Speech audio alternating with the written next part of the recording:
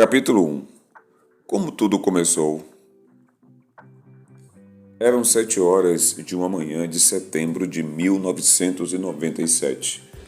O despertador tocou, abri os olhos e encontrei a dura realidade. Mais um dia estava começando. Mais um de muitos dias repletos de problemas, carentes de prazeres ou confortos. Era mais uma página da minha vida que estava sendo escrita naquela manhã. E diga-se de passagem, uma vida nada interessante.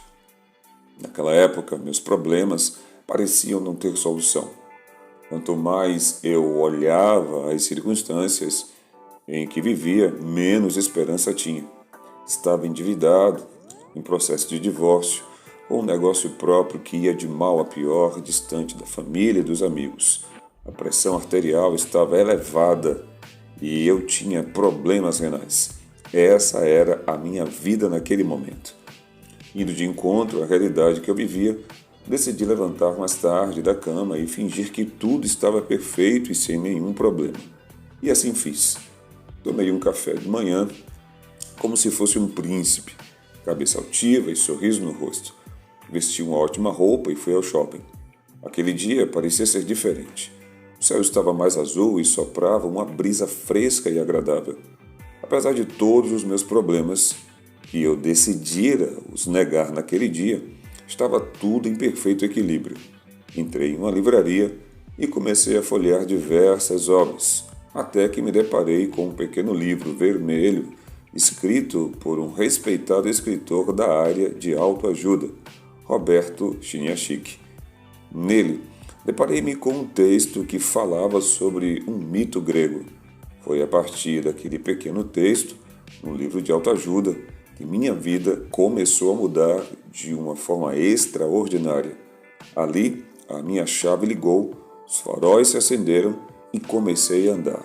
Porém, daquela vez, na direção certa. A seguir, reproduzo na íntegra o texto que li naquele dia e compartilho o início da minha nova vida, uma vida extraordinária. A história de Sísifo. Um dos personagens mais interessantes da mitologia grega é Sísifo, o rei de Corinto. Ele era tido como o mais esperto entre os homens. Apesar de toda a sua astúcia, ou talvez justamente por causa dela, sempre se via diante das situações mais complicadas. Cada esperteza criava novas dificuldades, que, por sua vez, pediam novos estratagemas, uma sucessão de saídas provisórias. Certa vez, Sísifo descobriu, por acaso, que Zeus havia raptado Égina, filho de Assopo, o deus dos rios. Como faltava água em suas terras, Sísifo teve a ideia de revelar a Assopo o paradeiro de sua filha, desde que este lhe desse em troca uma nascente.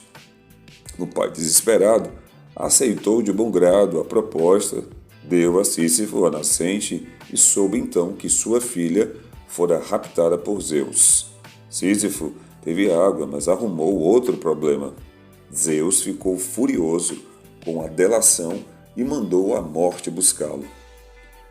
Confiando na própria astúcia, Sísifo recebeu a morte e começou a conversar. Elogiou sua beleza e pediu a ela para enfeitar-lhe o pescoço com um colar. O colar, na verdade, não passava de uma coleira com a qual Sísifo manteve a morte aprisionada e conseguiu driblar seu destino. Durante um tempo, não morreu mais ninguém.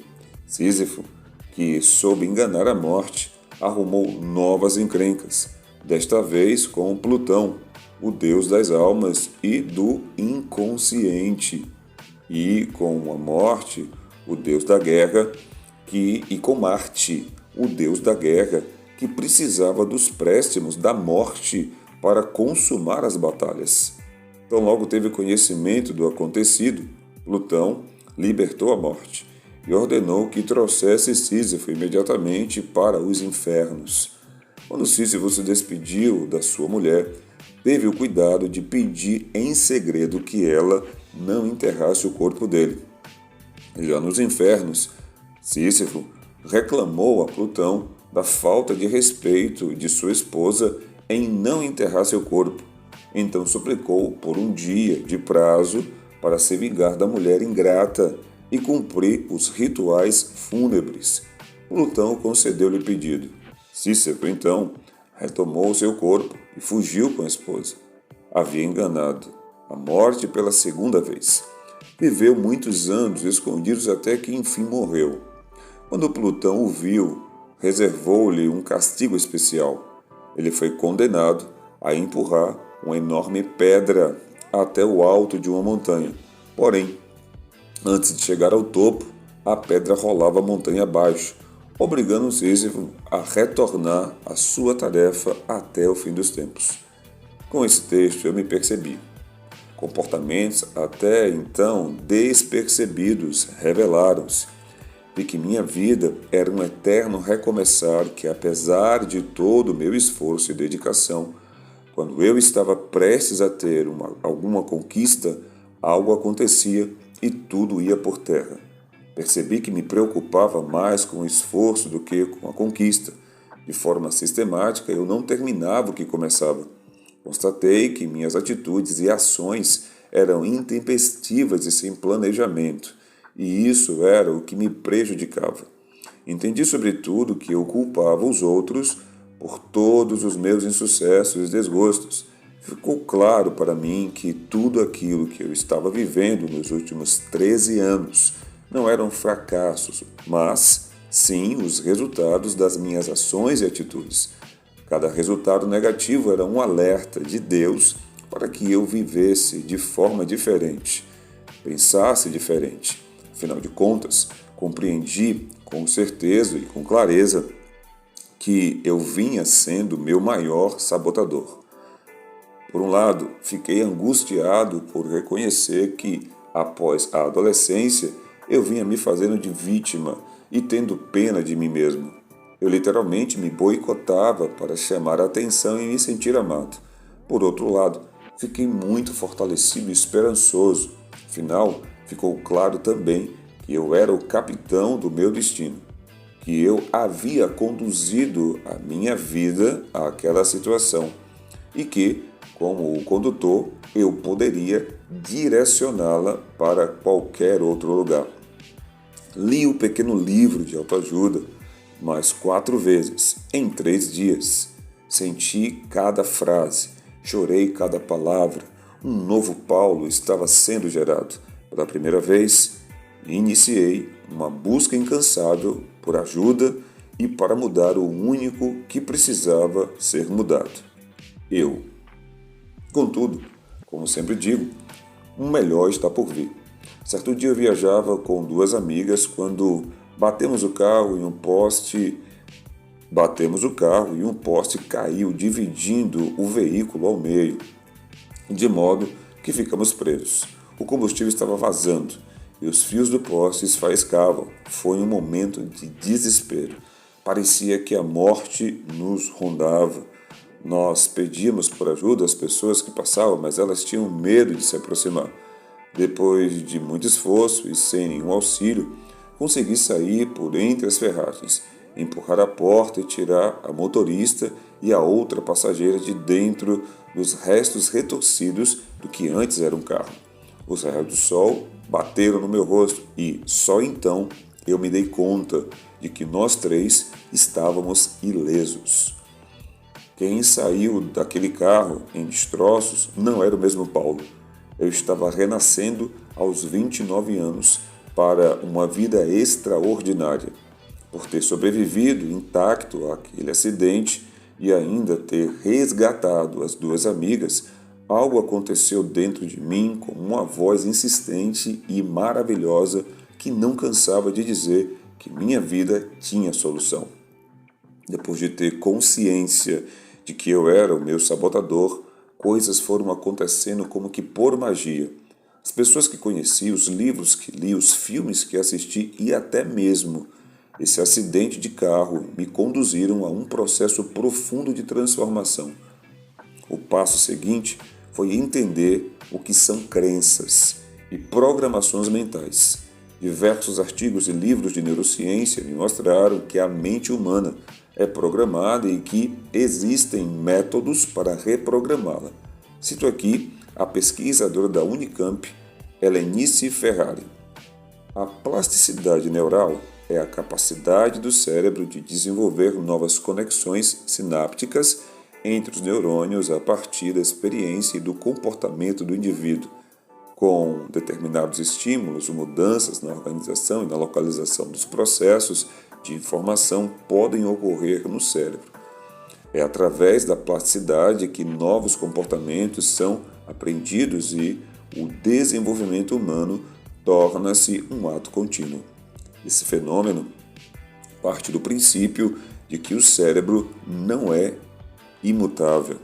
Uma vez que a plasticidade neural permite que uma determinada função do sistema nervoso central, SNC, possa ser desenvolvida em outro local do cérebro como resultado da aprendizagem e do treinamento.